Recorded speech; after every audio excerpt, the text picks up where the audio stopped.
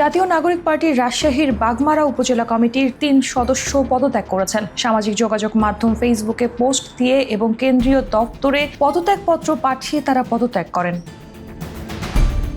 পদত্যাগ করা ৩ জন হলেন হাদিউজ্জামান রাফি, ফুয়াদ হাসান গানিম ও রাফিউল ইসলাম রাহুল। বৃহস্পতিবার ফেসবুকে দেয়া পোস্টে পদত্যাগের সিদ্ধান্ত নেয়ার পেছনে ব্যক্তিগত সহ বিভিন্ন কারণের কথা উল্লেখ করেন তারা।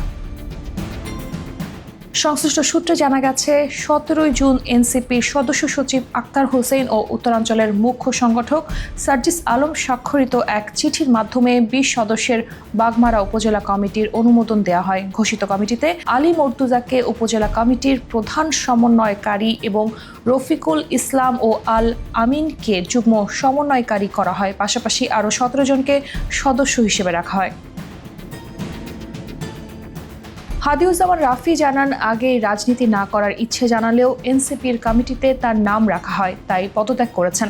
ফুয়াদ হাসান গানিম বলেন, বিএনপি পরিবারের সন্তান হওয়ায় শুরু থেকেই অনিচ্ছা জানিয়ে আসছিলেন, তবু নাম অন্তর্ভুক্ত হওয়ায় বাধ্য হয়ে পদত্যাগ করেছেন। রাফিউল ইসলাম জানান, তিনি একজন ব্যবসায়ী ও রাজনীতি থেকে দূরে থাকতে চান, তাই কমিটি থেকে নাম প্রত্যাহার করেছেন।